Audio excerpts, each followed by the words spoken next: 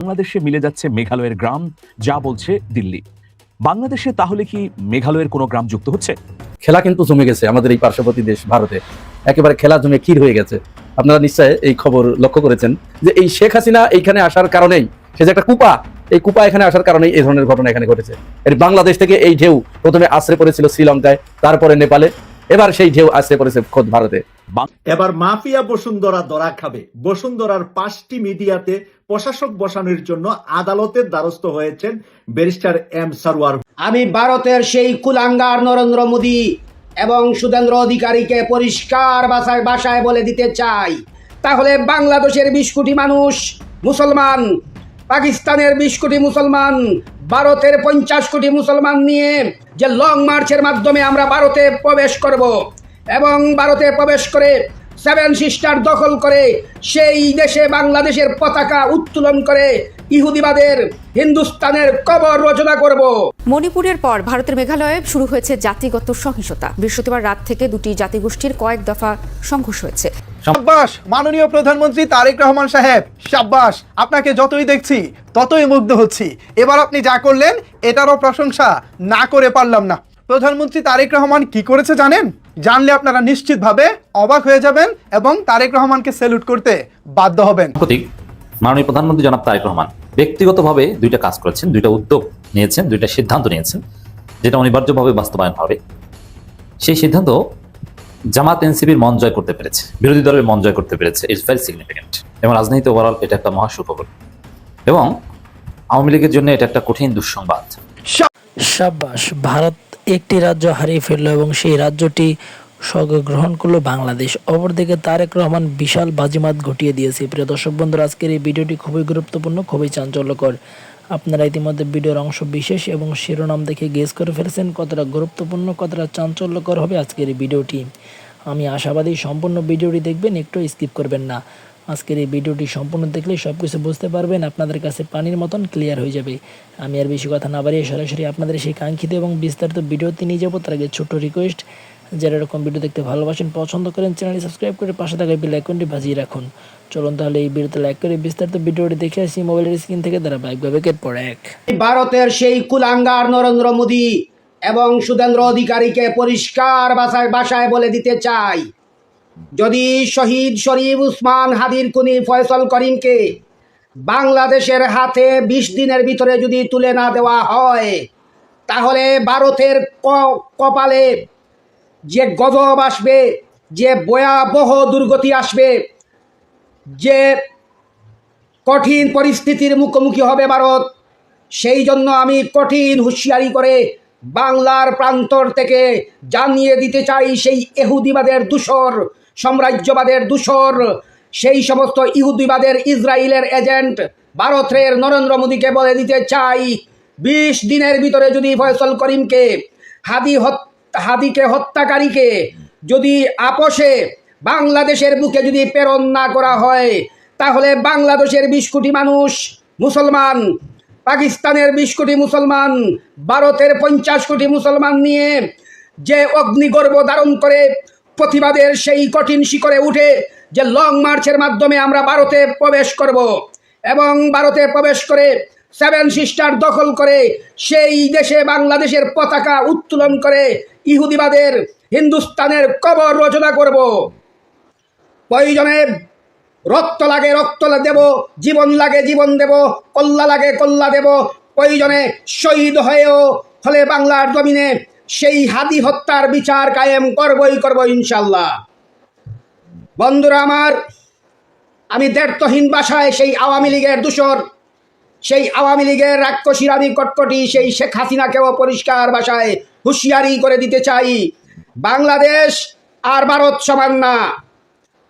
বাংলাদেশের রাজত্বে যতদিন ছিলেন ততদিন আপনি বাংলাদেশের প্রধানমন্ত্রী হিসাবে মানুষের উপরে যে অত্যাচার করেছেন, যদি আর বেশি বাড়াবাড়ি করেন, আপনার কবর রচনা হবে দিল্লির মাটিতে। গোপালগঞ্জের নাম নিশানা, টঙ্গিপাড়ার নাম নিশানা আমরা বদলে দেব ইনশাল্লাহ। বন্ধুরা আমার, আমি বাংলাদেশের উলামায়ে কেরাম, তৌহিদি জনতা সহ ইনকিলাবের সাক্ষী যারা আছেন তাদের সবাইকে আমি বলতে চাই, আসুন আমার সাথে দরবার গণ আন্দোলন গড়ে তুলুন। ভারত বিরোধী আন্দোলনের মাধ্যমে সারা বিশ্বকে জানিয়ে দেন মুসলমান ওমর রাদিয়াল্লাহু তাআলা আনহুর বংশধর, মুসলমান শাহজালালের উত্তরসূরি, মুসলমান শাহপরানের উত্তরসূরি, মুসলমান শাহ আলীর উত্তরসূরি। বন্ধুরা আমার, এই বাংলাদেশের জমিনে যত সময় পর্যন্ত আওয়ামী লীগের দালাল থাকবে ততক্ষণ পর্যন্ত বাংলাদেশে সেই উসমান হাদির হত্যাকারী ফয়সল করিমকে আনা সম্ভব হবে না বন্ধুরা। তাই বাংলাদেশের মুসলমানের কাছে, উলামায়ে কেরামের কাছে আমার উদারত আহ্বান, আসুন লং মার্চের ঘোষণা দেন। আগামী 20 দিনের ভিতরে যদি ভারত সরকার উসমান হাদির হত্যাকারীকে বাংলার জমিনে যদি প্রেরণ না করে, তাহলে ভারতের নাম পৃথিবীর মানচিত্র থেকে মুছে দেব ইনশাআল্লাহ। ইনকিলাব জিন্দাবাদ, শহীদ উসমান হাদি জিন্দাবাদ। খেলা কিন্তু জমে গেছে আমাদের এই পার্শ্ববর্তী দেশ ভারতে, একেবারে খেলা জমে ক্ষীর হয়ে গেছে। আপনারা নিশ্চয় এই খবর লক্ষ্য করেছেন। সম্প্রতি, একেবারে অতি সম্প্রতি, ভারতের একজন বিচারপতি, সূর্যকান্ত তার নাম, তিনি ভারতের জেনজিদেরকে তেলাপোকার সাথে তুলনা করেছিলেন। ঠিক যেরকম আমাদের বাংলাদেশের সাবেক প্রধানমন্ত্রী, যিনি এখন পালিয়ে ভারতে চলে গেছেন, তিনি যেরকম ছাত্রদেরকে, তারপরে আমাদের জেনজিদেরকে রাজাকারের বাচ্চার সাথে তুলনা করেছিলেন, রাজাকারের নাতিপুতি বলেছিলেন। এরপরে তো ঘটনা যা ঘটবার ঘটে গেল। বিক্ষোভের প্রবল ঢেউয়ে তিনি ভাসতে ভাসতে ভাসতে ভাসতে চলে গেলেন ওপারে যেও ঠিক ভারতেও তিনি এরকম কুপা লাগিয়ে দিয়েছেন। এবং ধারণা করা হচ্ছে, অনেকেই বলছে যে এই শেখ হাসিনা এইখানে আসার কারণেই, সে যে একটা কুপা, এই কুপা এখানে আসার কারণেই এই ধরনের ঘটনা এখানে ঘটেছে। নইলে ভারতের মতো একটি দেশে সেখানকার বিচারপতি কেন সে দেশের জেনজিদেরকে তেলাপোকা বলে সম্বোধন করবেন? সেই বিষয়টি আমি আপনাদেরকে বলবো। তার আগে এই আমাদের বাংলাদেশে একজন উপদেষ্টা, প্রধানমন্ত্রীর উপদেষ্টা, তিনি কি জঘন্য কুৎসিত একটি মন্তব্য করেছেন জনগণের খুব গুরুত্বপূর্ণ একটা বিষয়কে কেন্দ্র করে। সেই বিষয়ে দুটি কথা না বললে এদের মুখে এরা হয়তো লাগাম দিবে না, কখনোই এরা এদের মুখে লাগাম দিবে না। তারপরেও আমাদের এদের এই মুখ থেকে যে দুর্গন্ধময় কথাগুলো বের হয়, এর জন্য আমাদের প্রতিবাদ জানানো দরকার। আপনারা জানেন, এই গত 40 দিনের ব্যবধানে বিদ্যুতের দাম আবার বৃদ্ধি পেয়েছে। জুন থেকেই সেটি কার্যকর, 1 জুন থেকে কিন্তু এটা অলরেডি কার্যকর হয়ে গেছে। এর আগে এপ্রিলে একবার দাম বাড়ানো হলো জ্বালানি তেলের, সমস্ত প্রকার জ্বালানি তেলের। সেখানে বিগত সময়ের সবচেয়ে রেকর্ড পরিমাণ দাম বাড়ানো হয়েছিল এপ্রিল মাসে, মাথায় রাখবেন। কিন্তু 40 দিনের ব্যবধানে আবার এই গত বুধবারে গ্যাস, বিদ্যুৎ এবং জ্বালানি তেলের দাম আবার বাড়ানো হয়েছে, এবং এবারও সর্বোচ্চ পর্যায়ের, রেকর্ড পর্যায়ের। এখন বিদ্যুতের দাম যে বাড়ানো হয়েছে, এইটা সরকারের বছরে 14,200 কোটি টাকা অতিরিক্ত ইনকাম হবে, যে পরিমাণ বাড়ানো হয়েছে। এবং গ্রাহক পর্যায়ে আমরা যারা ব্যবহার করি, প্রতি ইউনিট বিদ্যুতের দাম এখন পড়বে 10 টাকা 63 পয়সা। আগে যেটা বাড়ানো হয়েছিল 40 দিন আগে, সেখান থেকে 16.63% বৃদ্ধি করে এখন নতুন করে দাম নির্ধারণ করা হয়েছে। বাসাবাড়ির যে ময়লা টানে না, এই ময়লা বিল, যারা ময়লা নিয়ে যায়, এদেরকে 100 টাকা দেওয়া হতো। শুধুমাত্র 5 আগস্টে এটি বাদ গেছে। 6 আগস্ট থেকে বলা হলো যে এটা 120 টাকা করে দিতে হবে। আচ্ছা, 120 টাকা দেওয়া হলো। তারপরের সপ্তাহে এসে বললো যে না, 120 টাকা হবে না, 150 টাকা করে দিতে হবে। তার মানে এখন 150 টাকা করে নিচ্ছে। বুঝতে পেরেছেন? 17 বছরের ক্ষুধা, 17 বছরের ক্ষুধা। এই ক্ষুধা তো একদিনে মিটবে না, আর তাড়াতাড়ি পেট ভরতে হবে, যার কারণে এইভাবে দাম বাড়ানো হলো। এরপরে যিনি জ্বালানি মন্ত্রী আছেন, ইকবাল হাসান মাহমুদ টুকু, তিনি সংসদে দাঁড়িয়ে কি বলেছিলেন মনে আছে আপনাদের? আমি মনে করে দিচ্ছি যে দেখুন, তিনি বলেছিলেন 2 বছরের ভিতরে সরকার জ্বালানি, গ্যাস, বিদ্যুৎ এগুলোর দাম বাড়াবে না। কিন্তু সেখানে থাকতে পেরেছে? প্রতি পদে পদে তারা যে ওয়াদা করছে, এই ওয়াদায় 1 মিনিটও তারা স্থির থাকতে পারছে না। সরকার 100 দিন পূর্ণ করলো গত কয়েকদিন আগে। এই 100 দিনের ভিতরে তারা 2 বার জ্বালানি তেলের দাম বাড়িয়েছে, 2 বার বিদ্যুতের দাম বাড়িয়েছে, তাও রেকর্ড সংখ্যক। ইনকাম কি মানুষের বেড়েছে? 5 আগস্টের পরে কি মানুষের 1 টাকা ইনকাম বেড়েছে? কোনো দিক দিয়ে বাড়ে নাই তো।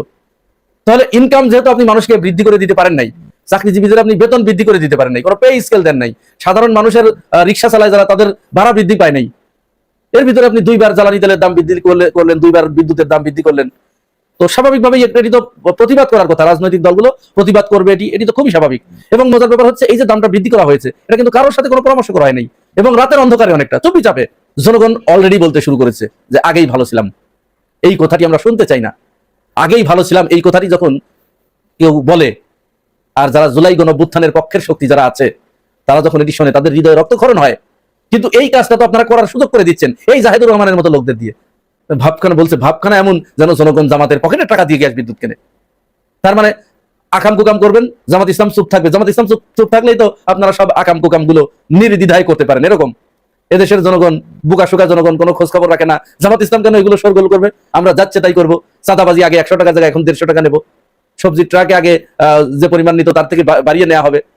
হ্যাঁ, গ্যাস থেকে বছরে 14,200 কোটি টাকা বেশি ইনকাম করব, বিদ্যুৎ থেকে করব, জ্বালানি তেল থেকে করব। আবার সেইটার কেউ প্রতিবাদ করতে গেলেই তাকে জামাত ইসলাম ট্যাগ দিয়ে নির্মূল করার চেষ্টা করা হয়। এইগুলোর তীব্র নিন্দা এবং প্রতিবাদ জানাই। জনগণের নাভিশ্বাস উঠে গেছে। তারপরে যদি আপনারা এইভাবে বিদ্যুৎ, জ্বালানি, গ্যাস এগুলোর দাম বাড়ান, আগে জনগণের চিন্তা করুন, তারপরে নিজেদের চিন্তা করবেন। নিজেদের আখের গোছান পরে গোছান, আপাতত জনগণের চিন্তা কিছুটা মাথায় রাখুন। যাই হোক, চলুন এবার আবার ওই জায়গায় চলে যাই। সেই সূর্যকান্ত তিনি যে বলেছিলেন জেনজিরা তেলাপোকা, এই তেলাপোকার সাথে তুলনা করার পরে কয়েকদিনের ভিতরেই ভারতে ককরোচ জনতা পার্টি অর্থাৎ সিজেপি নামে হঠাৎ একটা নতুন সংগঠন জেনজিদের নিয়ে একটা সংগঠন গড়ে উঠলো। সেই সংগঠনের জেনজিরা, মূলত এটা কিন্তু জেনজিদের, আমাদের বাংলাদেশের যেরকম এনসিপি গড়ে উঠলো এরকম জেনজিদের একটা সংগঠন। তারা ভারতের আকাশ বাতাস গগন বিদারী স্লোগানে প্রকম্পিত করে ফেলেছে। এবং মজার ব্যাপার হচ্ছে এই স্লোগানটা কোন স্লোগান জানেন?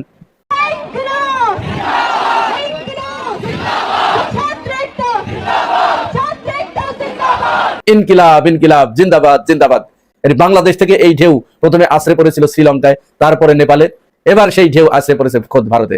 এই বিজেপি পরপর 3বার শেখ হাসিনার কায়দায় সেখানে তারা ভোট কারচুপি করে বারবার ক্ষমতায় এসেছে, তৃতীয়বারের মতো। ভারতে এখন যে কংগ্রেস, এই কংগ্রেস ঠিক বাংলাদেশে বিএনপির যে ভূমিকা ছিল সেই ভূমিকায় তারা এখন অবতীর্ণ হয়েছে। এইটা থেকে তাদেরকে, ভারতবাসীকে বের করে আনার জন্য এই ককরোচ জনতা পার্টি ভারতের আকাশ বাতাস প্রকম্পিত করে ফেলেছে ইনকিলাব জিন্দাবাদ স্লোগান দিয়ে। অচিরেই সেখানে বড় ধরনের একটা ডিজাস্টার হতে যাচ্ছে বলে রাজনৈতিক বিশ্লেষকরা মনে করছে। সাব্বাস মাননীয় প্রধানমন্ত্রী তারেক রহমান সাহেব, সাব্বাস। আপনাকে যতই দেখছি ততই মুগ্ধ হচ্ছি। এবার আপনি যা করলেন এটারও প্রশংসা না করে পারলাম না। রাজশাহী সিটির প্রশাসক সড়ক বাতির বিদ্যুৎ সাশ্রয়ী শিখতে ফ্রান্সে যেতে চান। এর জবাবে প্রধানমন্ত্রী তারেক রহমান কি করেছে জানেন? জানলে আপনারা নিশ্চিতভাবে অবাক হয়ে যাবেন এবং তারেক রহমানকে স্যালুট করতে বাধ্য হবেন। এ বিষয়ে বিস্তারিত জানিয়ে নিউজ প্রকাশ করেছে বাংলাদেশের জনপ্রিয় পত্রিকা প্রথম আলো। প্রথম আলো এখানে এই খবরের শিরোনাম করেছে, রাজশাহী সিটির প্রশাসকের ফ্রান্স সফরের প্রস্তাব নাকচ, প্রয়োজনে প্রকৌশলী যেতে পারেন বললেন প্রধানমন্ত্রী। মূল খবরে বলা হচ্ছে, রাজশাহী সিটি কর্পোরেশনের প্রশাসক মোহাম্মদ মাহফুজুর রহমানের ফ্রান্স সফরের প্রস্তাব নাকচ করে দিয়েছেন প্রধানমন্ত্রী তারেক রহমান। তিনি বলেন, প্রযুক্তিগত জ্ঞান অর্জনের সঙ্গে সংশ্লিষ্ট নন এমন কর্মকর্তার বিদেশ সফরের কোনো গুরুত্ব নেই। এ ধরনের সফরে প্রয়োজন হলে সংশ্লিষ্ট প্রকৌশলী যেতে পারেন, প্রশাসক নন। স্থানীয় সরকার বিভাগ সূত্রে জানা গেছে, সিগনিফাই বাংলাদেশ লিমিটেডের আমন্ত্রণে ফ্রান্সে অবস্থিত সিগনিফাই ফ্রান্সের outdoor lighting application centre ALC পরিদর্শন এবং স্ট্রিট লাইটিংয়ের নতুন বিদ্যুৎ সাশ্রয়ী প্রযুক্তি সম্পর্কে জ্ঞান অর্জনের জন্য রাজশাহী সিটি কর্পোরেশনের প্রশাসক মোহাম্মদ মাহফুজুর রহমান ও নির্বাহী প্রকৌশলী বিদ্যুৎ এবিএম আসাদুজ্জামান সুইটের ফ্রান্স সফরের প্রস্তাব প্রধানমন্ত্রীর কার্যালয়ে পাঠানো হয়েছিল। প্রস্তাবের বিষয়ে প্রধানমন্ত্রী আজ সোমবার ওই অনুশাসন দেন বলে জানা গেছে। এ বিষয়ে জানতে চাইলে প্রধানমন্ত্রীর প্রেস সেক্রেটারি সালে সিবলি প্রথম আলোকে এর সত্যতা নিশ্চিত করেন। সূত্র জানিয়েছে, স্ট্রিট লাইটিংয়ের নতুন বিদ্যুৎ সাশ্রয়ী প্রযুক্তি সম্পর্কে জ্ঞান অর্জনের জন্য পাঠানো প্রস্তাবে প্রধানমন্ত্রী স্পষ্ট করে দিয়েছেন, এ ধরনের সফরে প্রয়োজন হলে সংশ্লিষ্ট প্রকৌশলী যেতে পারেন, প্রশাসক নন। প্রস্তাবের নোটে প্রধানমন্ত্রী লিখেছেন, এ বিষয়ে কোনো প্রকৌশলী জ্ঞান আহরণ করলে তা রাজশাহী সিটি কর্পোরেশনের কাজে লাগবে। রাজশাহী সিটি কর্পোরেশনের প্রশাসক প্রকৌশলী নন বিদায় তার যাওয়ার কোনো গুরুত্ব বহন করে না। এ সফরে শুধু প্রস্তাবিত নির্বাহী প্রকৌশলী বিদ্যুৎ প্রয়োজনে যেতে পারেন। উল্লেখ্য, ভবিষ্যতে এই ধরনের উদ্ভাবনী কাজে বুয়েট এবং অন্যান্য প্রকৌশল বিশ্ববিদ্যালয়ের সহযোগিতা নেওয়া উচিত হবে। এর আগে মশা নিধনের উদ্ভাবনী কার্যক্রম শিখতে চট্টগ্রাম সিটি কর্পোরেশনের মেয়র সাদাত হোসেন সহ 5 কর্মকর্তা যুক্তরাষ্ট্র সফরের প্রস্তাবও অনুমোদন করেননি প্রধানমন্ত্রী তারেক রহমান। ব্যাপারটা পুরাই জোস ভাই। রাজশাহী সিটি কর্পোরেশনের রাস্তায় যে বৈদ্যুতিক বাতি আছে, এই বৈদ্যুতিক বাতির আপনার যে বিদ্যুতের খরচ কিভাবে কমানো যায়, এটা যদি শিখতে হয় তাহলে এই কাজের সাথে যে প্রকৌশলী জড়িত বিদ্যুৎ বিভাগে যারা কাজ করেন তাদের মধ্য থেকে একজন গেলে কাজে লাগবে। কিন্তু যেখানে রাজশাহীর সিটির প্রশাসক যেতে চাচ্ছেন সেটা আসলে কোনোভাবেই কাজে লাগবে না, কারণ তিনি তো কোনো প্রকৌশলী নন, তিনি তো বিদ্যুতের কোনো লোক নন, তিনি জাস্ট প্রশাসক। তো প্রশাসক ভাই বিদ্যুৎ সাশ্রয় শিখলে তো কাজে দিবে না, এর চাইতে ভালো কোনো একজন প্রকৌশলী গিয়ে শিখলে বরঞ্চ সেটা কাজে দিবে। দারুণ দারুণ দারুণ। প্রধানমন্ত্রী তারেক রহমানের এই ব্যাপারটিকে আপনারা কিভাবে দেখছেন? পুলিশকে দেখা আসামি হাসে, পুলিশকে দেখা আসামি মুসকি মুসকি হাসে। ঘটনাটা এক পুলিশ অফিসার নিজেই বলতেছে যে আমি একজনকে অ্যারেস্ট করছিলাম, সে মাদক ব্যবসার সাথে জড়িত। 1 মাসের মধ্যে সে বাইরে হয়ে গেছে। বাইরে হইয়া ওই পুলিশকে দেখা ওই আসামি এখন হাসতেছে, হ্যাঁ মুসকি মুসকি হাসে, টিটকারি মারে আর কি, যে বেটা ধরছিলি, রাখতে পারলি না। আবার অনেক জায়গায় দেখতেছেন না, আওয়ামী লীগের মানে ওই যে ছাত্রলীগের বড় বড় নেতারা পুলিশকে হুমকি দিতেছে, এই ওকে কেন তুমি গায়ে হাত তুলছো, খারাপ ভাষায়, দেখা নেমু তোর 14 গোষ্ঠী উদ্ধার করে ফেলামু, আমরা কি এলাকায় ফিরত আসুন না, আমরা কি সারা জীবন পলায়া থাকুম। পুলিশ অফিসারকে বকাঝকা করতেছে, এরকম একটা অবস্থা দাঁড়ায় গেছে। আচ্ছা, যখন জাহাঙ্গীর সাহেব স্বরাষ্ট্রমন্ত্রী ছিল ওই টাইমটা এতটা ছিল কি? হ্যাঁ খারাপ ছিল, এর চেয়েও খারাপ ছিল, কিন্তু ওইভাবে পুলিশকে কেউ ধমকাইছে বা কোনো পুলিশ কি বলছে যে আমাকে দেখে আসামি হাসে? এখন বলতেছে, কারণ এখন একটা নির্বাচিত সরকার। ওনারা ভাবছিল এই যে 18 মাস ডক্টর ইউনূস ছিল, ও তো স্বাভাবিকভাবে আসে নাই, রক্তের উপর দিয়ে আসছে, দেশের অবস্থা চরম খারাপ ছিল। হ্যাঁ, প্রধানমন্ত্রী পালায় চলে গেছে, র্যাব পালায় যাইতেছে, পুলিশ পালায় যাইতেছে, আর্মি পালায় যাইতেছে, এবং বাইতুল মোকাররমে ইমাম থেকে আরম্ভ কইরা খতিব কেউ বাদ নাই, সবাই পালাইতেছে। এই যে সংসদে যেসব এমপিরা বসতো তারাও পালাইতেছে। ওই অবস্থার মধ্যে ডক্টর ইউনূস আসছিল, আর এই যে জাহাঙ্গীর সাহেব আসছিল, উনি স্বরাষ্ট্রমন্ত্রী হয়েছিল। পারুক না পারুক ভাই, একটা ব্যাপার ভালো ছিল, সবসময় হাসি মুখে থাকতো, হাসি মুখে জবাব দিত, বিরক্ত হইতো না, কিন্তু কপাল কুঁচকাইতো না, ওই যে বিরক্তি একটা ভাব সেটা প্রকাশ করতো না। তবে মিডিয়ার প্রেমে পড়ে গেছিল, এই সোশ্যাল মিডিয়ার প্রেমে পড়ে গেছিল। রাতে 3টার সময় সবাইকে ডাকছে, হ্যাঁ এখন আমরা একটা সাংবাদিক সম্মেলন করব। কি সম্মেলন, কি আলাপ? কোনো আলাপ না, যে আলাপটা পরদিন সকাল 10টার সময় করলেও ওই একই ব্যাপার হইতো, রাইতে 3টার সময় করছে। মিডিয়া প্রেমে পড়ে গেছিল, তবে হাসি মুখেই বিদায় নিছে, সফল হইতে পারে নাই। সফল স্বরাষ্ট্রমন্ত্রী বলা যাবে না জাহাঙ্গীর সাহেবকে, কিন্তু আমাদের যে বর্তমান স্বরাষ্ট্রমন্ত্রী আছে উনি কি সফল? মাননীয় স্বরাষ্ট্রমন্ত্রী আপনি কি সফল? আপনাকে কি সফল বলা যায়? আপনারা তো নির্বাচিত সরকার, গত সরকারের মতো তো না, একেবারে নির্বাচন করে আপনাদেরকে আনছি আমরা। আপনারা কি এখন সফল? দেখেন, একটা টিআইবি রিপোর্ট দেখাই, আমি কাগজে লেখা রাখছি, এটা শুনলেই আপনারা বুঝতে পারবেন আমাদের সালাউদ্দিন সাহেব কতখানি সফল। কি লিখতেছে ওনারা? খুন। এটা কিন্তু হিসাবটা এই যে ওনারা যে ফেব্রুয়ারি মাসের 12 তারিখে আসলো, ওই মাসের ওই বাকি 18 দিন না, কিন্তু মার্চ আর এপ্রিল। আবার এই যে গত একটা মাস গেল বা এই মাসটার অনেক দিন চলে গেল, কিন্তু এইটা না, শুধু 2 মাসের হিসাব, মার্চ আর এপ্রিল মাসের হিসাব। এই জুন মাসের হিসাব নাই, কিন্তু আবার এই যে মে মাসটা গেছে ওই মাসের কিন্তু হিসাবটা নাই। হিসাবটা কি? এখানে খুন 605 জন, অর্থাৎ 605 জন মায়ের বুক খালি হয়েছে। তারা তো কারো না কারো সন্তান তো ভাই, তাই না? এবং কে কাকে মারছে, কেন মারছে সে হিসাব করে, মায়ের হিসাবটা তো আলাদা, মায়ের তো বুক খালি হয়েছে, তাই না? 605 জন। ছিনতাই হয়েছে 294টা, ওই 2 মাসে 294টা ছিনতাই হয়েছে। অপহরণ, কিডন্যাপ 196 জন। অপহরণ কে কাকে করে, এর মধ্যে ব্যবসায়ী আছে, নারী ঘটিত ব্যাপারও আছে, সব অ্যাঙ্গেলে অপহরণ হয়েছে 196 জন। এরপর হচ্ছে নারী ও শিশু নির্যাতন, এটা ভাই অনেক, 3496 জন। চিন্তা করা যায়, 3496 জন নারী ও শিশু নির্যাতন। নির্যাতন বলতে তো বুঝছেন আপনারা কি? এই যে কিছুদিন আগে রামিসার যে ঘটনা ঘটে গেল, ওই ধরনের ঘটনাই তো সবচেয়ে বেশি, 3496 জন। এরপরে আসি যেটা আমাদের স্বরাষ্ট্রমন্ত্রী ক্ষমতায় বৈশাই বলছিল, মব হইতে আমি দিব না, 0 টলারেন্স, কোনো জায়গায় মব হইতে পারবে না। এরপরে মব শুরু হইলো ওনার দেশের বাড়ি থেকে, ওই কক্সবাজার, চকরিয়া, ওইসব এলাকা থেকেই এখন পুরো দেশে যে মব হয়েছে, ওই 2 মাসের হিসাবটা দেখেন।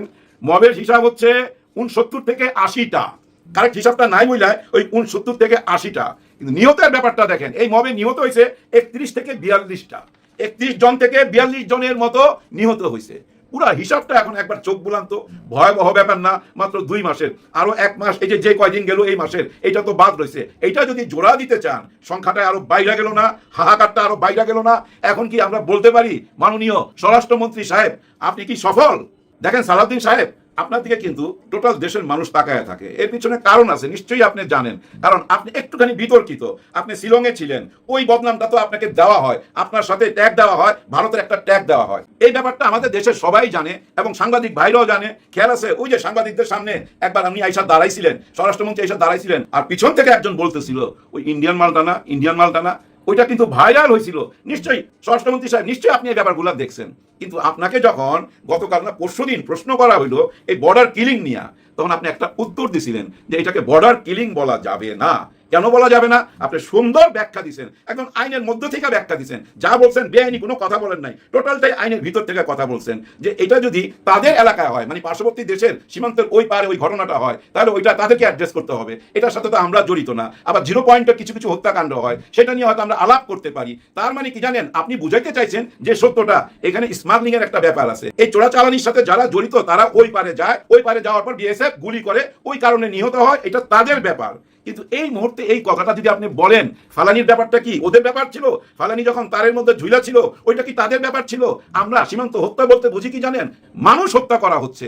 কোন দেশের মানুষ সেটা তো বড় কথা না, ওই দেশের আইনে কি এটা লেখা আছে যে কাউকে দেখলেই গুলি করবা? পৃথিবীতে এত সীমান্ত আছে, প্রত্যেকটা দেশের সাথে প্রত্যেকটা দেশের অঙ্গাঙ্গি ভাবে জড়িত আছে।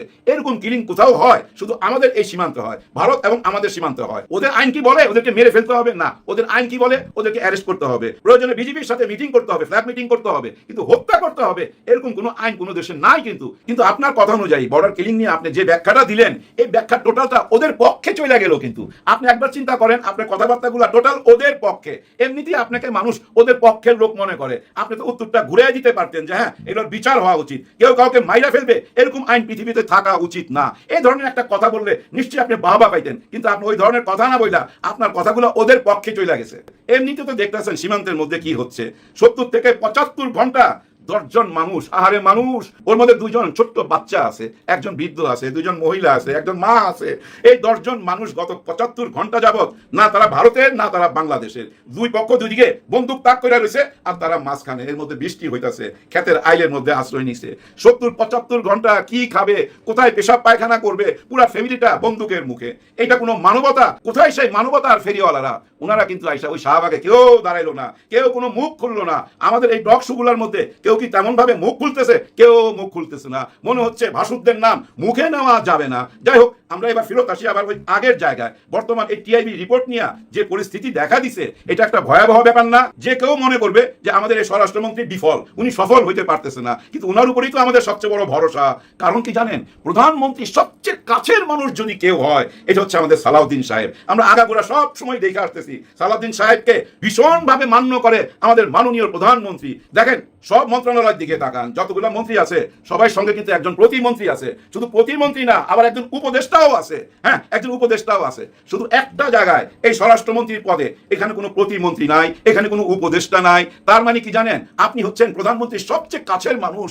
আপনার ইমেজ আর প্রধানমন্ত্রীর ইমেজ একই তো। আপনার ইমেজ ক্ষুণ্ণ হইলে প্রধানমন্ত্রীর ইমেজ ক্ষুণ্ণ হবে, কিন্তু আপনি তো সফল না। এই টিআইবি রিপোর্টে তো বলে আপনি সফল না। এখন কি আপনি এই পদটা অন্য কাউকে দিয়ে দিবেন? এর আগে শোনা গেছিল যে আপনি নিজে এই পদে আসতে চান নাই। এই সোশ্যাল মিডিয়াতে এই কথাগুলো শোনা যাচ্ছিল যে স্বরাষ্ট্রমন্ত্রীর পদটা আপনার পছন্দের পদ না। যদি পছন্দের না হয়ে থাকে তাহলে অন্য কাউকে দিয়ে দেন, আমাদের বাবর সাহেবকে দিতে পারেন, বা আপনাদের মধ্যে অন্য কেউ থাকলে দিতে পারেন। টোটালটা আপনাদের ব্যাপার। কিন্তু আমাদের প্রশ্ন হচ্ছে আইন শৃঙ্খলার কিভাবে উন্নতি হবে? বর্তমানে যে অবস্থা দেখা যাচ্ছে, এই অবস্থা দিয়ে দেশ আগাইতে গেলে দেশের ভয়াবহ অবস্থা দাঁড়াবে। তো কেন দাঁড়াবে ভয়াবহ অবস্থা? বিদেশি কোনো লোক নিকার আসবে না। এই দেশে কেউ যদি ইনভেস্ট করতে চায়, টাকা পয়সা ইনভেস্ট করে বিজনেস করার চিন্তা করে, কিভাবে চিন্তা করবে? দেখতেছে এখানে চাঁদাবাজি হচ্ছে, দেখতেছে এখানে মারামারি হচ্ছে, দেখতেছে এখানে এক দল আরেক দলকে পিটাইতেছে, দেখতেছে এখানে নিষিদ্ধ একটা দল আওয়ামী লীগ তারা আবার বাইর হয়ে আসছে এবং তারা জয় বাংলা স্লোগান দিতেছে। চারিদিকে যে একটা হেবা জাবা লাগিয়া গেছে, এই হেবা জাবার মধ্যে বিদেশি কোনো ইনভেস্টার আসবে ইনভেস্ট করতে? নিশ্চয়ই আসবে না। আমার এক বন্ধুর সাথে আমার কথা হচ্ছিল, সে বিদেশে আছে। সে আমাকে একটা সুন্দর পরামর্শ দিছে যে বন্ধু, বনানীতে একটা জায়গা দেখো, ওইখানে একটা কফি হাউস দিমু, তুমি আর আমি দুইজনে মিলা যদি নির্বাচিত সরকার আসে। ওই 18 মাস কিন্তু ওই আলাপগুলো চলতেছিল, আমরা অপেক্ষায় ছিলাম নির্বাচিত সরকার আসলে একটা কফি হাউস দিব। তাকে যখন গতকালকে জিজ্ঞাসা করলাম, কই তুমি আসতেছো না? ও ভাই, তোমার দেশের যে অবস্থা, ওই 18 মাসের চেয়ে তো এখন খারাপ অবস্থা। এই টাইমে কোনো ইনভেস্টার যাও না বন্ধু, যে কয়টা টাকা পয়সা আছে ব্যাংকে রাখা দাও। আবার ইসলামিক ব্যাংকে যদি থাকে সেটা উঠায় নাও। আমাকে পরামর্শ দিতে আছে ইসলামিক ব্যাংকে টাকা থাকলে উঠায় নাও। হ্যাঁ ভাই, দেখলাম ইসলামিক ব্যাংক থেকে সবাই টাকা পয়সা উঠাইতেছে, শুনলাম হাজার হাজার কোটি টাকা উঠায় নিয়ে যাইতেছে, প্রতিদিনই মানুষ টাকা উঠায় নিতেছে, ব্যাংক দিয়া কুলাইতে পারতেছে না। এটিএম বুথগুলোর মধ্যে মানুষ যাইতেছে কিন্তু টাকা পাইতেছে না, টাকা ঢুকায় 1 ঘন্টার মধ্যে শেষ, সবাই টাকা নিয়ে চলে যাইতেছে। কারণ কি জানেন, অনেক চড়াই উতরাইয়ের মধ্যে দিয়া, অনেক বিপদ আপদ উপেক্ষা কইরা এই ইসলামিক ব্যাংক একটা জায়গায় আনা হয়েছিল। এই যে বিদেশ থেকে আমাদের টাকা পয়সা আসে, প্রবাসী ভাইরা যে টাকা দেয়, এই 30 ভাগ টাকা কিন্তু এই ইসলামিক ব্যাংকের মাধ্যমে আসে। এখন যদি ওনারা টাকা না পাঠায়, আর যারা যেভাবে টাকা উঠায় নিয়ে চলে যেতেছে, আমার বন্ধু যে পরামর্শ আমাকে দিতেছে, এরকম পরামর্শ সবাইকে দিতেছে। তো প্রবাস থেকে যদি এরকম পরামর্শ দিয়ে থাকে তার দেশের ভাই ব্রাদারকে যে ব্যাংকে থেকে টাকা উঠায় নাও, তাহলে কি এই ব্যাংকটা দেউলিয়া হয়ে যাবে না? একটা সিস্টেমের মধ্যে দিয়ে যাচ্ছিল, ওই মাঝ রাইতে আপনারা জুম মিটিং করে ওই সিস্টেমটা কেন বদলাইতে গেলেন? আরো কিছুদিন অপেক্ষা করা উচিত ছিল। এই ইসলামিক ব্যাংকটা যেভাবে কু করলেন, এই কুর মাধ্যমে কি দাঁড়ালো জানেন? আপনাদের সঙ্গে জামাত ইসলামের সম্পর্কটা আরো অবনতি হইল। যদিও আমি দেখলাম আমাদের প্রধানমন্ত্রী বলতেছে যে এই সংসদকে যদি সফল করতে চান, এই জাতিকে যদি আমরা আগে নিয়ে যেতে চাই, তাহলে আমরা আপনারা একই, বিরোধী দল ছাড়া আমরা অসম্পূর্ণ, আবার আমরা ছাড়া বিরোধী দল অসম্পূর্ণ। তার মানে আমাদেরকে সবাইকে সমঝোতার মধ্যে আসতে হবে, একসঙ্গে হাতে হাত মিলাইয়া পথ চলতে হবে। সংসদে এরকম আহ্বান করতেছেন, আর এদিক দিয়ে ইসলামিক ব্যাংকটা আপনারা যদি দলীয়করণ করেন, তাহলে কি সম্পর্কটা ভালো হবে? নিশ্চয়ই ভালো হবে না।